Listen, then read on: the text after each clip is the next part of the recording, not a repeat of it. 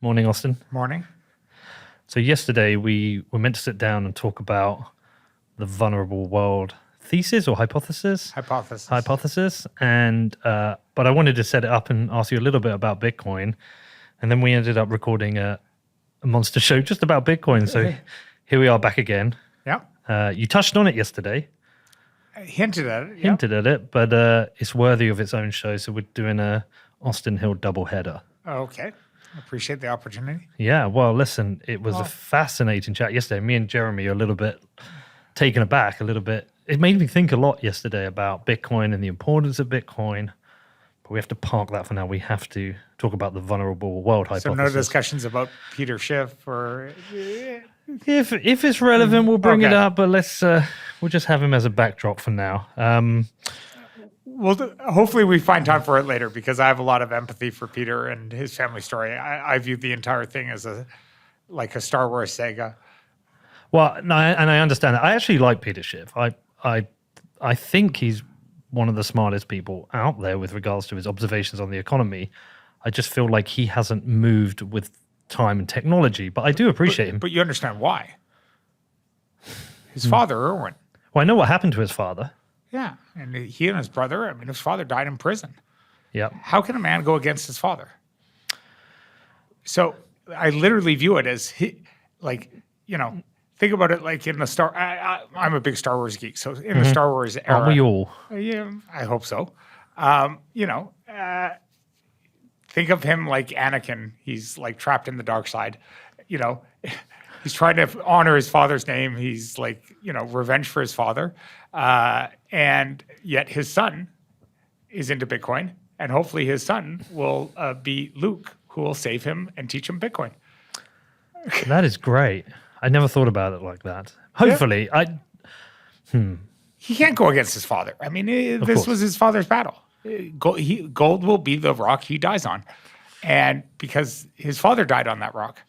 But hopefully his son will teach him Bitcoin and bring him over to the light side. Well, I feel like Bitcoin is a tool that helps him with his ideas, with his position certainly against the loves state. it. Everyone needs an opponent. Everyone needs an enemy, and he's used it to promote his gold and his stance. But there's a certain amount of intellectual dishonesty not opening up to the argument. Mm-hmm. But when you were raised on that, he and his brother is a comedian, talks about the economy going dead. Both of them saw their father die in prison at the hands of the government, promoting, free libertarian tax ideals and sound money. But this is one of the reasons why I think he should like Bitcoin, because it's an even better tool to work against the state. Yeah, sometimes we don't understand. I almost want to have a conversation with him without cameras, like a real chat, man to man. Let's talk about it. Maybe it'll happen one day. But I actually do like the guy. I troll him and he trolls me and we have a bit of fun. But I do actually like the guy. I view it as this epic Star Wars saga that I just love seeing play out. That's such a great analogy. All right, let's not divert ourselves for another hour and a half and miss the main topic I want to talk to you about, this vulnerable world hypothesis. So let's go back to, shall we start by just explaining the singularity again? Because that is something you talk about a lot. Yeah, so the singularity, if you look into Ray Kurzweil and a number of people, is a point on an exponential curve whereby change starts to happen at exponential rates that you just can't predict and you can't understand the pace, and society can't understand the pace of changes that are occurring. Generally thought to be when we have nanobots, nanomaterial, programmable microbiology, so we can go into our bodies, program our bodies, and we have either applied AI or AGI that is able to direct, control, manage these things. And the combination of all of these things together are going to create a society and a set of technologies that we have just not even comprehended yet. And that exponential curve is coming at the exact same time of what Jeff Booth has talks about, which is the exponential curve of fiat debt. And those two colliding forces are going to create a risk factor, if you think about it from a threat modeling point of view, that is just too large for us to handle. If we don't figure out how to use Bitcoin to lift everyone's economic ladder up, rising sea raises all boats. And if we don't figure out how to do that, then the risk factors to the future are just too high. So as I mentioned yesterday, Jeff Booth has this famous comment, tell me one point in the world history where you could build walls big enough to keep the haves from the have-nots. And I described a scenario yesterday where, a disaffected Venezuelan or some other country who, has been denied entry into the United States because they don't have the right economic status or they're not the right color. They're trapped maybe in Mexico or maybe in some other Latin American regime that's a failed state because of failed drug policy, narco-terrorism. They've seen incredible horrors. I mean, you hear the stories. People showing up in some of these, applying for asylum. These are not unreal stories. Like there are people actually who have seen their families co-opted by gangs, raped, murder. And when this aggrieved person in 5 years, in 10 years, starts to look at the world and sees a bunch of people getting rich, having a great life, having great opportunity, they're going to have access to a set of technologies to express their hate that we are only beginning to understand. CRISPR, synthetic bio, autonomous insect-sized drones, just the mix of technologies are just unlimitless. And, revolutions and changes in fusion power, fission power, we're going to be having all these technologies that someone will create a mass casualty event. This is Nick Bostrom's vulnerable world hypothesis, that essentially every time we reach into the urn of invention, he talks about, we risk pulling out a black ball, he calls it. I don't like that metaphor, but it's a poison pill, if you will. So in this scenario, this aggrieved individual could or might, today we have aggrieved individuals who go out and grab AR-15s. They shoot up schools. They shoot up movie theaters. Who's to say that someone's not going to go to a university lab and say, I'm going to weaponize some virus. I'm going to create some COVID-55 that's genetically engineered to wipe out 20 or 40 million people of a certain race, of a certain economic class. I'm just going to deploy it in this city. And when you have a mass casualty event of 10 or 20 or 30 million people that's genetically engineered and intentional, how do you think the world's governments are going to react to that? Similar to now, but more extreme. So take away all our freedoms. All our freedoms, yeah. Move to a totalitarian state. Geopolitical wars. So autocratic leaders and populists rise in power because they need an enemy within and an enemy without, like an external enemy, and then they need to form dissension internally. And democracy starts to fail. Democracy is already failing. Democracy has challenges, but there's opportunities. Of course, yeah. I think there are a lot of opportunities. And you can imagine. So when you start doing future casting, and there's a lot of great people who are doing charities on harm reduction strategies. So harm reduction strategies say, okay, if this is going to happen, so the greatest threats in the next 10, 15 years are going to be economic and climate-related migration. So, you can believe in climate change or not, but the science is there, clearly. I do. Yeah. There is going to be massive amounts of weather-related disruption that's going to ruin countries, rising sea levels. People are going to be economically displaced. climate-related displacement. And at the same time, there's going to be economic displacement because their currencies are being debased in the currency wars. They're robbed of opportunity, and they have to flee to better shores and better opportunity. Which we're already seeing early signs of economic displacement. I mean, it's been happening for decades, but it seems to be there is a growing number of people migrating. People are migrating trying to migrate across Europe. We have massive issues across Europe. Look what's happening in Turkey with the on the border of the US. We have migration from Central and South America up to the US. Thousands it of doesn't people serve at the border. politicians right now to solve the immigration problem because it's a rubber chew toy to fight over in a two-party system that's broken. Yep.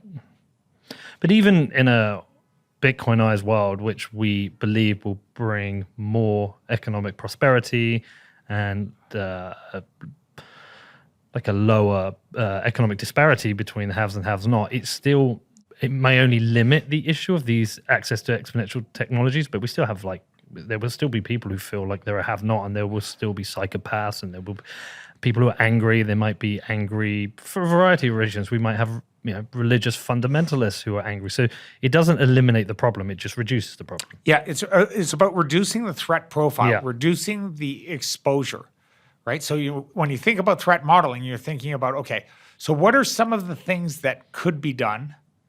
What are some of the technologies? What are some of the investments? What are some of the opportunities that we could do to reduce the overall threat profile for the world? And sorry, just to remind, we're talking about CRISPR, we're talking about nuclear technology, we're talking about AI. Not so much. AI could be misused, but the barrier to entry for AI is quite high. AI combined with these technologies? No, AI is going to power a lot of these technologies that will allow people to do problem solving, new designs. You'll be able to go ask an AI agent, please show me a molecular design for XYZ.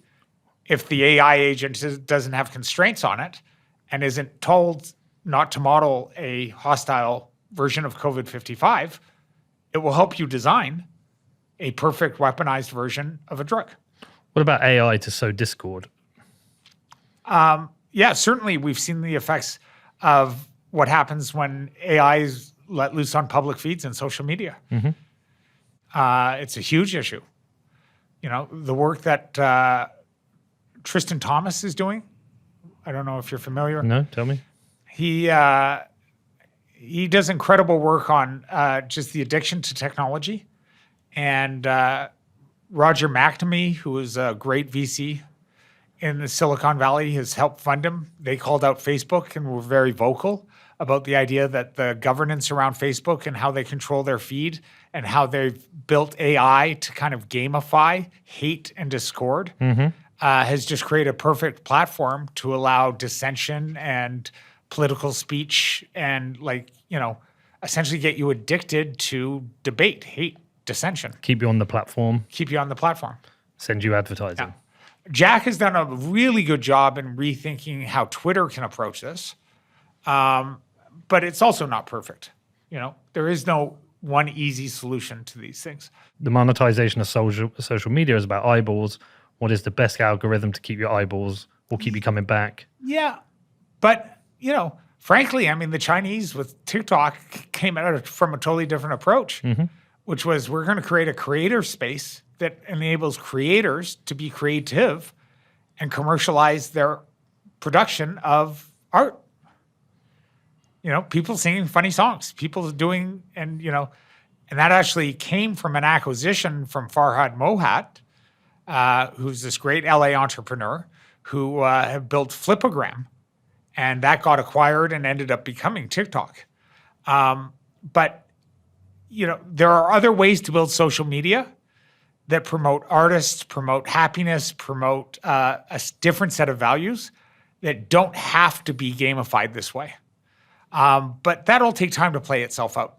But in the Bitcoin world, if you imagine some of the things that are coming to fruition, Twitter, Lightning payments, Strike, the incredible work that Jack Mailer, all these people are doing on Lightning, the work being done in El Salvador, some of the stuff that Balaji talks about in terms of pseudonymous identities being able to be nomadic global citizens.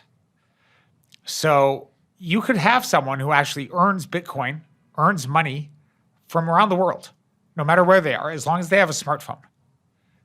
As a pseudonymous influencer. Yeah. Pseudonymous, they can be giving English language courses. Mm-hmm. You could imagine a Zoom filter that just puts a different face on them and allows them to be a different person for that transaction. And they could be a call center agent. They can be, they could be do programming jobs. There's some incredible opportunities in there's US online learning schools that teach you how to become a Ruby programmer or a Perl programmer or a software programmer, and they take a commission on your salary. If that were all done in Bitcoin and available to the entire world, right now it's just limited in the United States because of payment rails. So all of a sudden you now have a people who are getting rich in Bitcoin in a currency that isn't being debased while they're there. So if they do end up knocking on a door and migrating, they're like, I'm coming to move into a house I just bought in Denver. I have $500,000 in savings in Bitcoin. Please, can I have a US visa? That changes the total landscape. You now have an immigration policy that says, please, sir, welcome. You have a house. You bought a house. You have a job. You're self-employed. You earn money from wherever you want in the world. And if not the United States, Canada.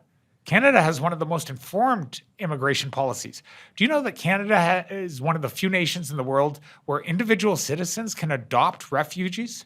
Nope.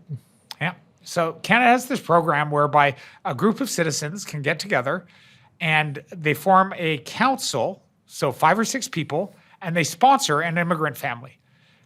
They all agree to share responsibility for finding the person a job, getting them integrated in the community, finding them a home, and they can pick a family of 5 and directly bypass the government and say, we want that family here next week.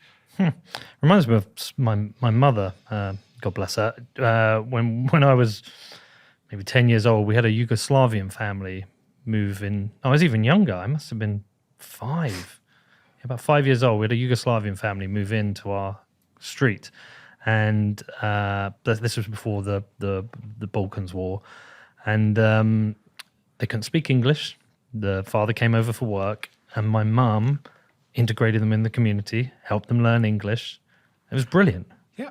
So Canada does this, and the success rate is off the chart. Yeah. These people become very well integrated. They become totally economic self-sufficient. They have jobs. They learn the language very rapidly and everyone, it was kind of based off Grameen microloans, if you're familiar with Grameen finance. Nope, explain it. So Grameen Bank went to Africa and started doing microloans for women with cell phones. Yes, I've heard about this, yeah. So they would give women cell phone cards, and they became the economic driver for that village because they would go in and essentially sell phone access to kids who had left and expats. And they would form these groups where 5 or 6 people were shared responsibility for the loan to make sure that that person didn't fall behind on the payment.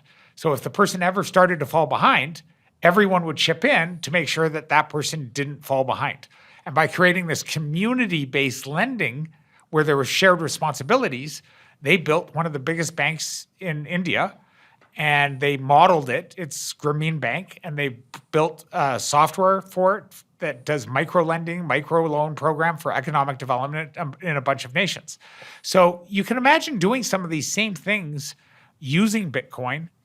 It's funny, Austin, sometimes I feel like I was born at the best time in history in that my childhood wasn't destroyed by technology.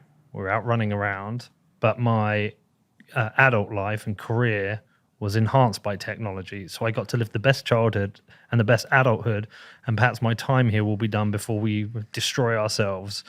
Whereas in some ways, my children's childhood has been very different. Your time done, why? What do you think your average lifespan is? Yeah, well, it's 78 for a man. See, you're not thinking exponential tech. Yeah, I've done a lot of drugs. Listen, I've treated my body very badly myself. Yeah. I was, for most of my career, I was over 300 pounds. I was very heavy. I was, I literally treated my body like it was an Amazon box for my brain, shipping my brain to the one meeting to a next. And I never really took care of it. But if you understand what's happening on Singularity tech, medical tech, I figure I'm maybe, 1,000, 2,000 years average lifespan. Do you think you will get to 2,000? Yeah. We're going to have a population issue if we make this widely available. Let's go to the stars. But also rediscover this planet and rethink how we use this planet. Yeah. There's so much opportunity to use this planet more efficiently. Agreed. When you have all these technologies, you can start thinking about like vertically scaled micro farming, like massive towers that provide food sources. You can do like, nutrient farming with mycelium and like, these protein dense foods that will just be built into the city infrastructure, and robots, and will farm it and take care of it. And it will provide food supply for tens or 20, 40 million people, all right there next to your neighborhood. You said yesterday that you believe the singularity, is it around 2037? Yeah, different people have different time frames, but sometime around 2037 to 2045. So the 16 to 21 years away. Yeah. If we get there. If we get there. What do you mean? That's the risk. If we get there in terms of, you mean if we don't destroy ourselves before? That's the vulnerable world hypothesis.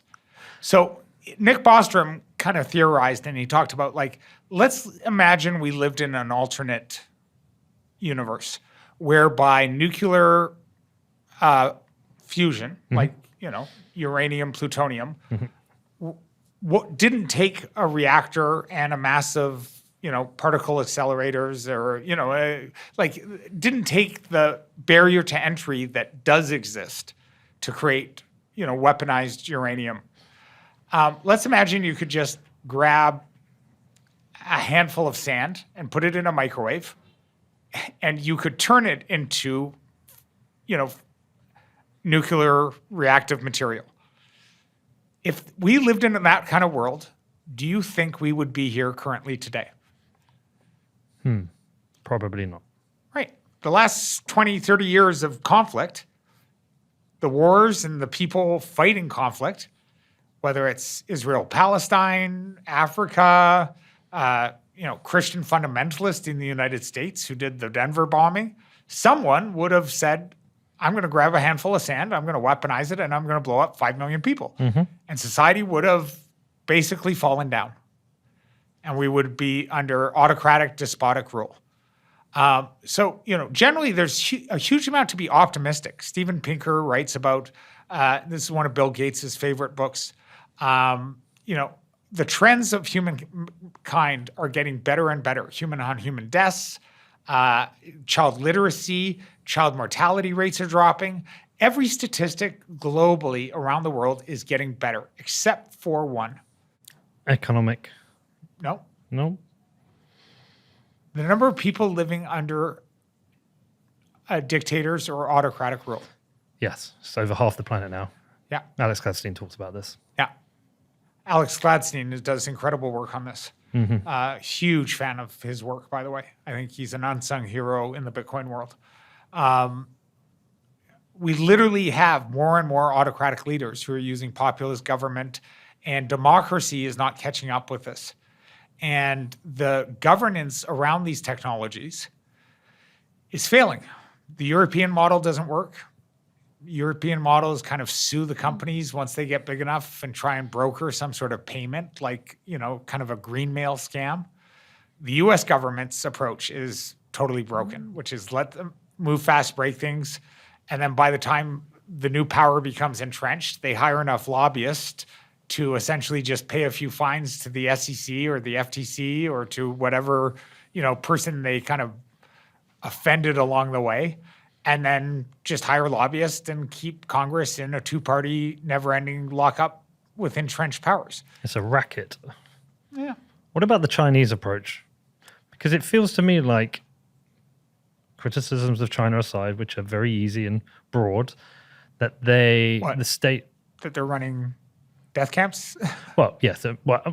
Do we know they're death camps? We know they are Have you re-education read the camps. articles out of the Uyghur Muslims? Yeah, of course. Yeah, I know a lot about it, but I'm fully aware that they are coercing and they are re-educating and they are creating slaves. And I've read reports of people who have been killed. Forced hysterectomies? Yes. Forced rape? But I'm just careful on the word death camp because the comparison there is to World War II, what happened across Europe, and I'm not. It's not the same thing. I'm not approving it. The world said never again. Yeah, and we are watching it happen in our lifetimes. And people are still going to China, celebrating the Olympics. People are still doing business all over China, and that's just a reality. Yeah. But I'm just cautious in the word death camps because it's like, what's the definition of death camp? Okay, I'm aware there are reports that people have died within these camps, but this isn't mass extermination. Systematic use of surveillance technologies to round up a religious population and force them to never reproduce with forced hysterectomies, I consider that death. Because they're trying to kill off. It's genocide. They're wiping out an entire race of people. Yeah, no, like I understand your explanation there, but I think the term death camps, the assumption is it's the mass extermination directly of the people. And it's just, look, there's a slight difference, but it's not that I'm approving of any of this, and I'm completely on your side. And there are, like I say, there are broad and well-deserved criticisms of China. With regards, this comes, the point I'm trying to make is there are limitations that the state is putting in with the use of technology, that the belief is that certain technologies can corrupt the youth, can corrupt the nation. So they have limitations on gaming. Can you do it's like an hour a day. They have limitations on their version of like TikTok or whatever it is, whereby, again, I think it's like an hour a day, but it also switches off. It's like there's a certain time, like 7, 8 o'clock. Whereas I know, unless I monitor my children, take their phones off them, there's every chance at 2 a.m. they're up and they've had a look at their phone or they've spent 2-3 hours. Unless I monitor them constantly, China, the state, has decided to try and as a state, they are incredibly efficient. Yeah. And that's one of the dangers is communism and dictatorships generally failed. So Yuval Harari, I can't remember, the author of *Sapiens*, if you've ever... Oh, yes, I've read the book. What's his name? Yeah. I know who you mean. Yeah. He talks about this very, very efficiently. He said, the greatest danger in the future is the fact that, dictators and dictatorships generally failed because the inefficiencies of that model. But technologies actually allow them to mass control and mass manage a huge population with incredible efficiencies. And China's proving that. Yeah. Look at what happened in COVID. They had drones doing body scans and temperatures. They literally were able to, they broke into people's houses and forcibly removed them. They built new hospitals overnight. Like the efficiency of the use of technology on an autocratic system where you don't have to worry about zoning rights or you don't have to worry about regulation. We can't build a hospital in the United States. We can't build a bridge. We can't build power lines without, 40 lawsuits and 5 years of, regulation. So you can definitely see the benefits of technology in that autocratic system. But at the same time, they have cameras in classrooms. Oh, no, let's be very clear. I'm not approving of this and saying this is right. I wouldn't want to live in China. I don't even want to visit it. And there's nothing about the Chinese Communist Party that I approve of. What I'm doing is I'm highlighting the rules that the state's put in place to try and not corrupt people with technology. Ideally, I would have similar rules in my own house, managed by me with my children, but just managing that with everything else that goes on in life, it proves difficult. But it shouldn't be. It shouldn't be, but it is sometimes. And it doesn't need to be. There are apps and there should be service providers, and there will be, that essentially just become like your AI agent that allow you to talk to your AI that say, here's how I'd like my family's home network to be managed. Here's the screen time rules I would like to be applied to all my phones. and it will automatically update. I mean, if you go through the effort, you can install parental control, you can install screen time, you can install restrictions, but it takes a lot of effort right now, and it forces a parent to become kind of an IT manager. But that's a small blip in the overall radar of time. I think where I'm really going here with this is like, for every criticism there is of the USA, they have performed the job of world police, making numerous fucking mistakes over the year, awful mistakes. But at the same time, we have 2.5 superpowers. I would say the US and China and Russia like a half superpower, still a superpower. But is the communist approach of total control by the Chinese state, is that going to be more effective in maintaining its position as a superpower compared to the US position? And is it important? I hope not. And it's critically important for the human race that it doesn't become. Because the innovative, entrepreneurial, free spirit of America and democratic nations around the world that create an economic zone of opportunity, that create a place where, look at half of the CEOs of big tech now. They're all immigrants. CEO of Google, the new CEO of Twitter. This is the land where you can come to and create opportunity. Canada similarly. And we need that innovative free spirit where you can't become like Jack Ma, who essentially disappeared and re-educated the minute he got high enough. But we also are in the land of creative censorship within Hollywood to ensure that films aren't banned from China. The almost outlawing of dissent within sports of the Chinese state, because they, who was it? The guy, the Boston Celtics guy, the Turkish guy. Enes Kanter was critical of the Chinese state, and Boston Celtics games were immediately pulled. So we're in a position where there is overt control over freedom of speech, freedom of creativity within the US because of fears of economic punishment within China. Yeah, but that's never been one-sided. But there does exist opportunities. I mean, I think China made a major mistake, and thankfully so. With the mining? Yeah. Yeah. It's great for America. It's great for the Western democratic nations. And if they can pick up that opportunity and actually embrace it, and if America doesn't, Latin America will. Mm-hmm. We'll see more countries adopt and do what El Salvador did. Then I actually think we can really start to create an economic engine that uplifts and brings people up under democratic values. Alex Gladstein talks about this, how Bitcoin is one of the few technologies where the economic incentives have this poison Trojan horse, this poison pill. I think it was on your show that he talked about, or it might have been Lex. I think it was Lex. Yeah, Lex's show. He talked about the Trojan horse where, economic engine goes up, freedom goes up. And it's a very, very rare set of circumstances.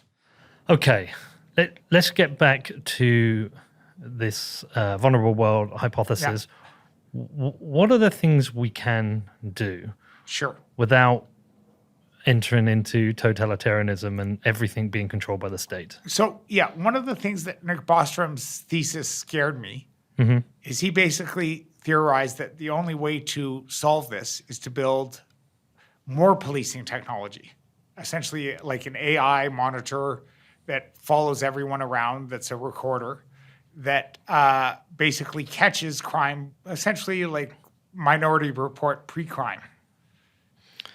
Okay. And that scared the shit out of me. Yeah. That's, in the hands of the wrong government, that totally goes against my privacy, individual, self-sovereignty ideals. I don't want a global AI watching every move I make to make. I don't want pre-crime.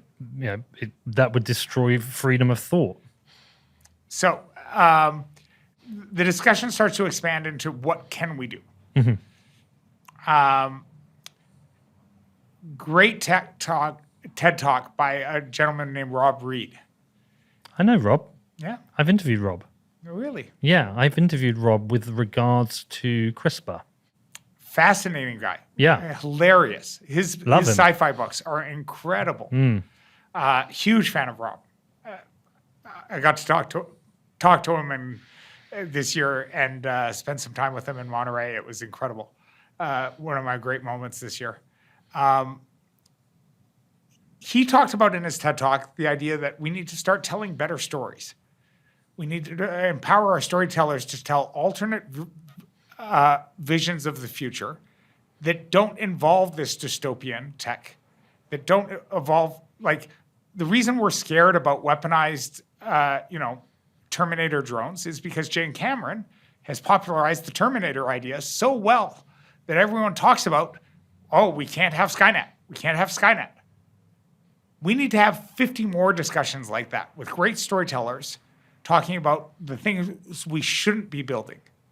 Black Mirror is just one of them. And so we really need to start investing in these kind of storytelling to get what shouldn't we do, but also start doing some positive storytelling about what a society might look like that actually is a healthy society. So let me give you some examples. Well, because we are storytellers, and so much of storytelling through film predicts really dystopian, scary futures. You mentioned Terminator and Minority Report. We have Matrix. The Matrix connected to the metaverse actually feels like something closer to reality. I'm not going to go down that rabbit hole. Yeah, okay. The discussion Another time. We'll get sidetracked. We could do a whole series. But there are certain things that we can start thinking about. Okay. Drug addiction, mass psychosis, drug policy. Take a look at what Rick Doblin's doing at MAPS. Do you know MAPS? No, I don't. Multiphasic Association for Psychedelic Studies. Okay. Incredible TED Talk. He talks about using psychedelic and plant medicine and FDA approved to deal with PTSD, trauma, soldiers coming back.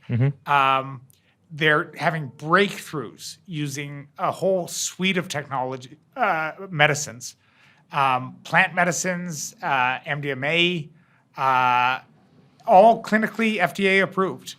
And they're doing incredible work in helping people deal with addiction, trauma. We start looking at plant substances like iboga that, so. Iboga, is that the one where you go through like a 24-hour like mirror of your life and it gets you off addictions? It's like it's for treating addiction. It's like 24 hours and it destroys your addictions, but you have to face your own soul. Yeah. They use it for heroin addicts. Yeah, I've heard about this. Yeah, it essentially creates instant. It's discovered in the 70s. It's an incredible plant. So you invest and you remake drug policy. You end the war on drugs and you approach it like Portugal, where you invest in drug rehab. You actually get people the help they need. You get them the proper medicine. You get them, sober. You get them clear-headed based off, an actual path to, management. You look at some AI technologies that are doing like CBT. Are you familiar with? Yep, cognitive behavioral therapy. Yeah. So there's a bunch of AI technologies that start doing self-help. These technologies can start doing like harm reduction. They can give people someone to talk to. They're AI agents that do CBT to be able to navigate and manage people into the proper treatment zones they need for psychedelic-assisted psychotherapy, and so some of this stuff is happening. I'm involved in a few startups that are doing some of these work. This is important stuff because this gives people a vehicle to reduce the harm reduction. Because, as change management, as the future comes faster and more furious, people are going to be dealing with trauma. People are going to be dealing with life issues like COVID. Investing in some emotional intelligence technologies. There's a few startups that are doing things like women's circles, like talking circles, healing centers, sexual abuse victimization centers. You can invest in these types of things that create harm reduction, that create centers of healing and support, that use new technologies at scale to actually bring medicine to the masses. And so you can start to change the landscape. And this can be funded potentially with Bitcoin. Okay, that's one area. The area that concerns me the most is CRISPR. Because you have that ability to, on a computer, print out and create new strains of viruses that could have the mortality rate of Ebola, but with the virality of something like COVID. So Rob Reed talks about there are different types of models we can think about. Maybe we form a democratic league of nations where we say, the technologies for CRISPR that are coming in the next 5 or 10 years, the best technologies, will be a service-based industry, and we're going to restrict access to them to laboratories where you send in your plans, and they get verified that they're not going to be weaponized or illegal or bad, and then we develop a service-based model around these technologies. So you create controlled environments, HubSpot environments, so you don't have at-home 3D printing CRISPR machines in the kind of HP kind of world. That scares the shit out of me. You actually push more towards a service center model whereby everyone sends in their plans and it gets developed and it comes back to you. And it gives you choke points to control potentially how the technology evolves. What stops a rogue state having access to CRISPR? You can't stop rogue states.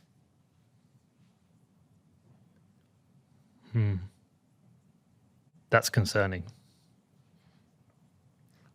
So it is centralized. It's a bit similar to discussing. But there you end up with like mutually assured destruction, similar to nuclear, where you basically have some sort of treaty agreements at the nation level that if a nation state is engaging in these technologies or is found to have sponsored these technologies or is supporting these, then they get blackballed on the global world order. So it reminds me of the discussions with people who are more anarcho-capitalists, which I'm not, but I do massively appreciate the ideas and theories behind anarcho-capitalism. And I am somebody who, I'd be called a hypocrite here for saying I believe in freedom, yet I'm not an anarcho-capitalist. But the idea that certain parts of the way we manage society are best centralized, regulations with regards to nuclear, I think are kind of important. Border control, I think, is kind of important. There's certain things that feel better. Nuclear policy is so broken. Yeah. It's horrendous. The policy's broken, but at the same time, you wouldn't want anyone having access to nuclear facilities. Absolutely. So there is certain parts of society, the governance society, that do feel centralized. At the same time, I believe the state is too big, but I don't believe in no state. I believe some things are better centralized.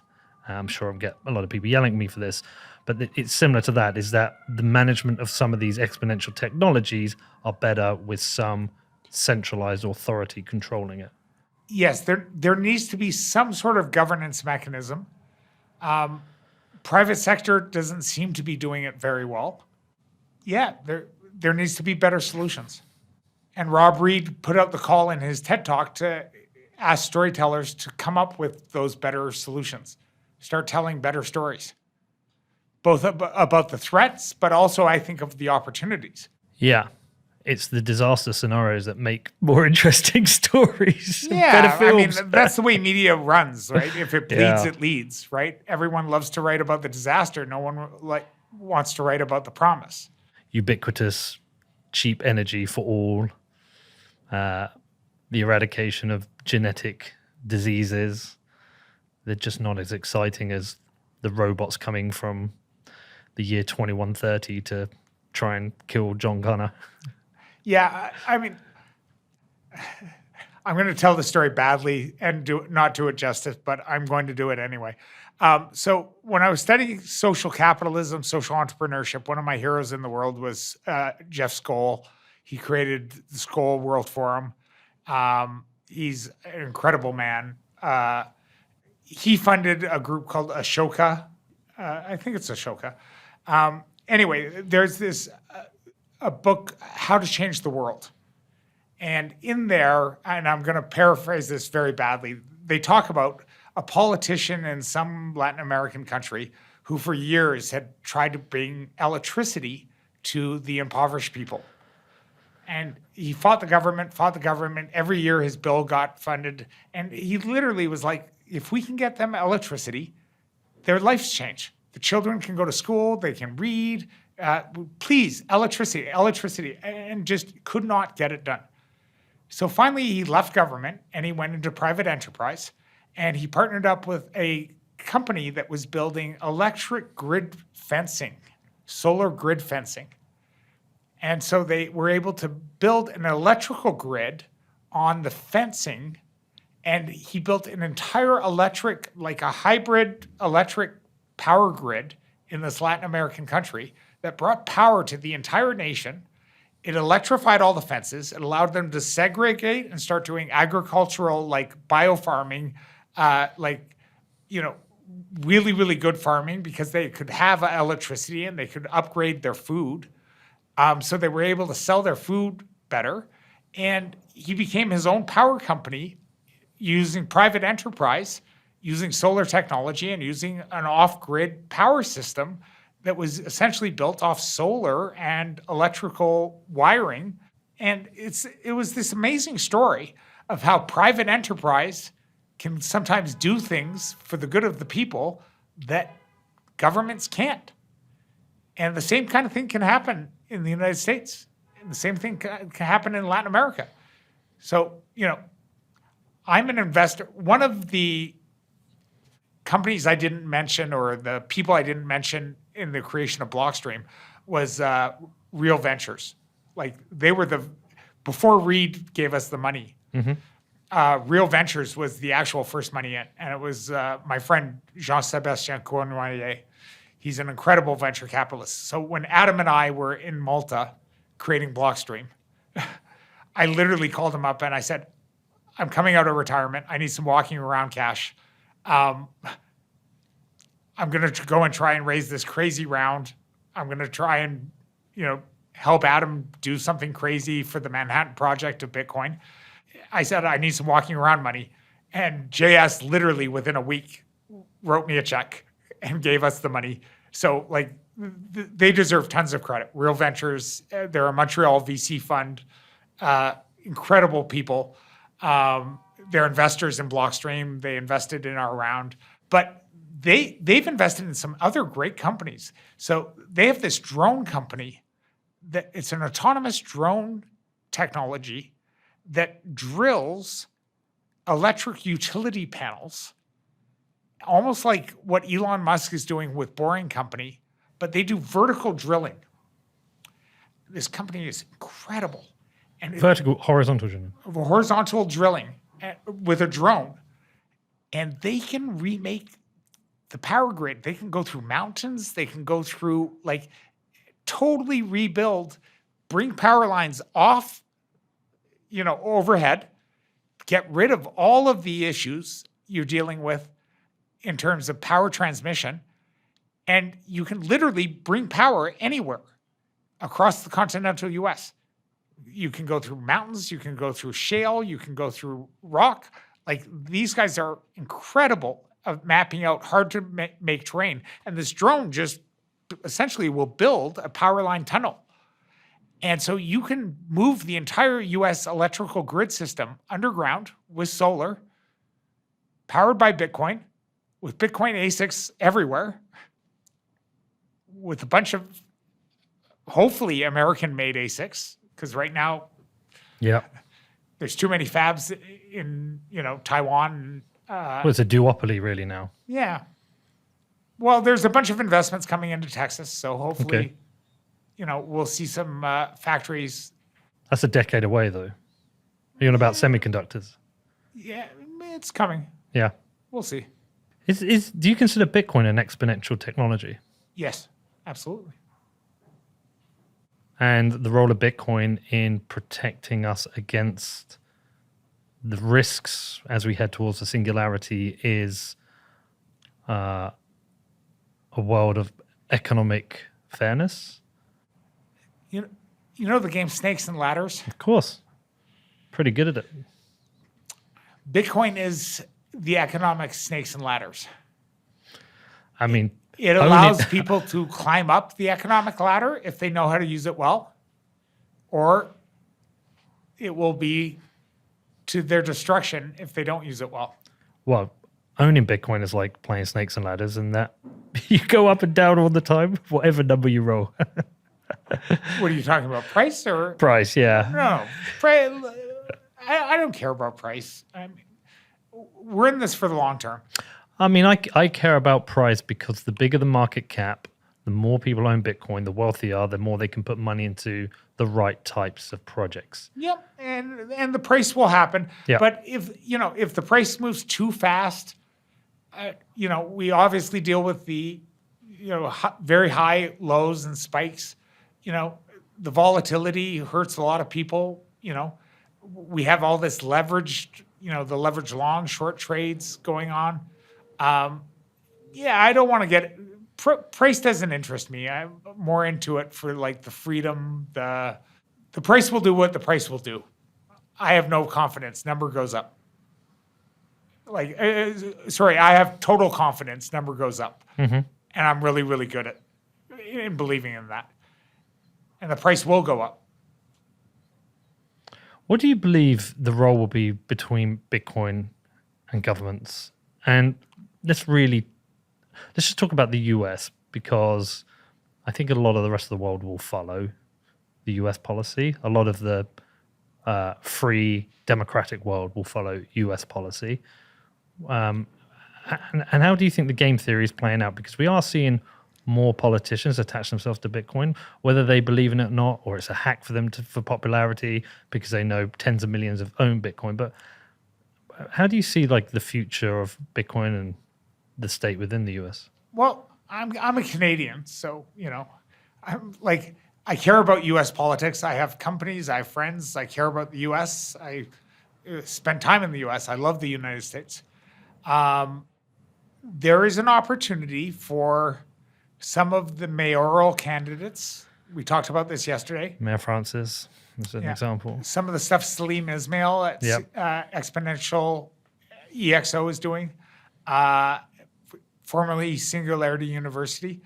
There's an opportunity to start doing municipal, mayoral Bitcoin candidates, start remaking some cities, doing some interesting Bitcoin bonds. We talked about this yesterday. I think you could probably partner that with third-party candidates. The Good Party that Farhad Mohat is promoting, I think has some incredible opportunity. And if we started seeing some candidates who, backed Bitcoin, had economic, there's actually a mayor out there. I'll find you the reference, who's actually talking about giving Bitcoin to every citizen in his city. I think that's Mayor Francis. No. This is a small, very small. Oh yes. Oh, I forget what that is. I know. I've seen the tweets about it. Yeah, he's a very small town. Very small town mayor. It's a very small city, but he basically said we're going to give Bitcoin to every one of our citizens. If we start doing that at scale, we start doing that in a few other cities, where you have some sort of economic improvement, some sort of relationship between the municipality, the mayor system. You start seeing candidates and economic improvement occurring, and everyday people's lives getting better. And taxes can be paid, based off conversion into fiat, based off, people take loans against their Bitcoin assets. You can have capital gains tax when you actually do cash out. But you can create this economic engine that starts to be, and a candidate who kind of backs that and supports that and gets on the ticket and starts getting voted in, Andrew Yang style, or, at least at the municipal level, might start making some changes. If we start seeing that at the, state and federal level, then that might get exciting. How do you think Bitcoin changes the role of government as well? Do you think it forces it to become smaller and more service-based? I'm not sure. No. Yeah. Government is what government is. I mean, it's a hard problem to break. One of the best Twitter accounts I have to give is Rusty Russell. I love Rusty. Love Rusty. He has that Twitter account. I know. Yeah. Yeah, he's retweeted me once. What Bitcoin fixes this, where he mocks, and he's right. He's so right. Bitcoin doesn't solve all these problems. We have to have a bit of humility in some of this. Anyway, he makes me laugh. Mm-hmm. He's a great person. There will be other ways to solve these problems. It's not just Bitcoin. But I think Bitcoin could be a great tool. And I think politicians who align themselves with Bitcoin, who are focused on getting money out of politics, they actually can get funded by an economic engine that's honest and transparent, because Bitcoin has that kind of economic engine. I think you can create different kind of candidates, different type of people that emerge and actually have a lot of support from people. Going back to the vulnerable world hypothesis, I feel like we've done a good job. Well, I say you've done a good job of highlighting the risks. I still don't feel like I know enough about the potential solutions. One, storytelling; two, some centralized control over the access to these technologies. Harm reduction around things like drug addiction. Yeah, various things we can do to reduce the threat profile. I think there's more that needs to be done for creating harmony between individuals and the states, because we seem to be living in a very tense world at the moment.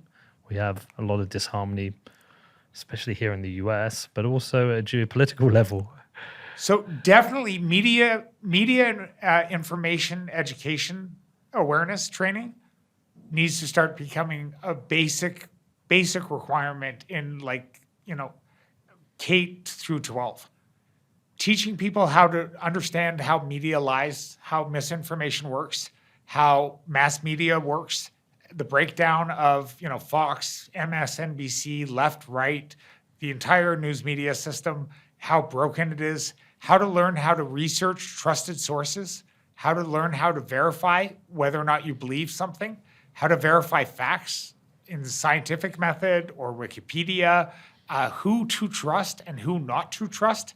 That should be basic, kindergarten training that is being done all across the nation, because it's going to equip our kids and our parents. And we should, frankly, be doing adult re-education seminars for free online.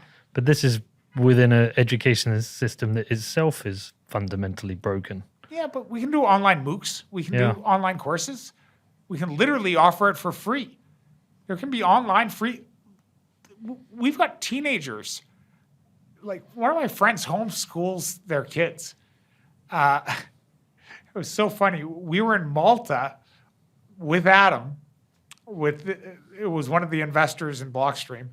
And this 14-year-old girl leaves the beach and she's like, I got to go attend a course. I'm listening to a Stanford course I'm auditing. She's 14. She's auditing the Stanford course. Wow. Right? Online. And I'm like, this is amazing. And I turned to her mom. I'm like, what kind of 14-year-old leaves the beach in the middle to go listen to it? She goes, she's getting prepped. She ended up getting into an Ivy League school, incredibly successful. She did Khan Academy. She did online courses.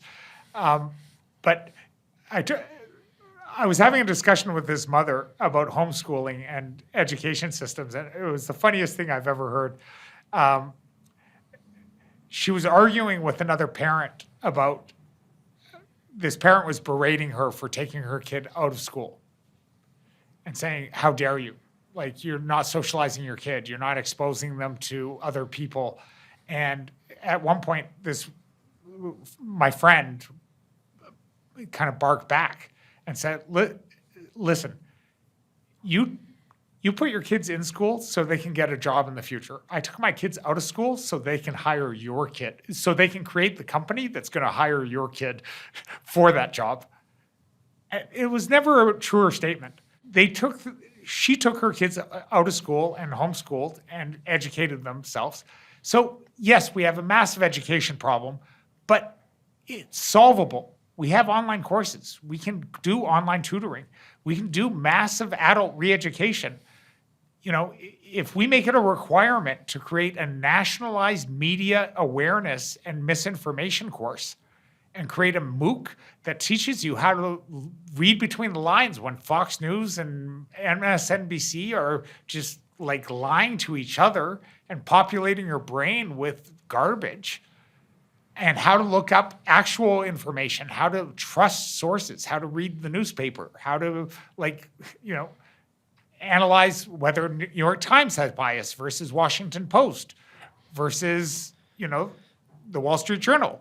Like, every single publication has a point of view and a bias and an editorial board.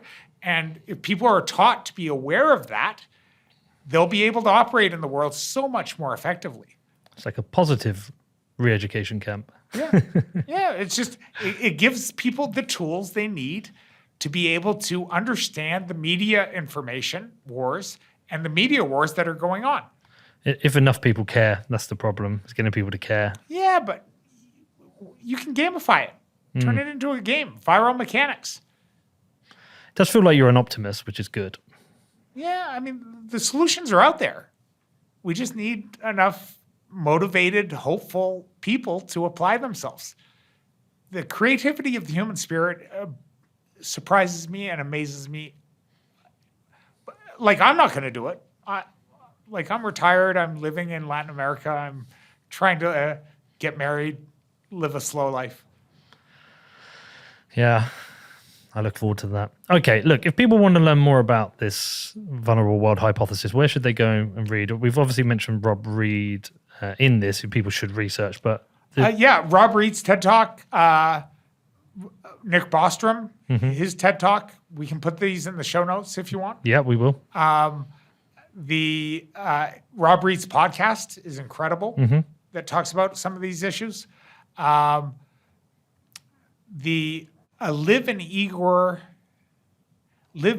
Bory and Igor, I'm not going to pronounce his name. Anyway, the people behind Red's Charity.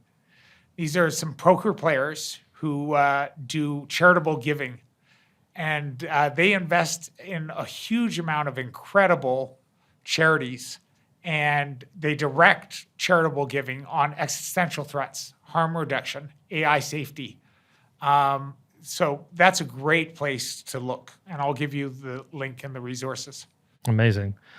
Austin, this was a double pleasure, this and yesterday. And I've heard so many names that I want to go and research and try and get them on the podcast as well. And I think you and I will be doing this again, hopefully at some point in the future. But I really appreciate you coming and doing this. This was an absolute pleasure. Really enjoyed it. These are my favorite types of interviews. Peter, it's been really, really fun. I appreciate your time, and I appreciate what you do for the community. Thank you, man. Well, let's talk again soon, brother. It's been great. Thanks.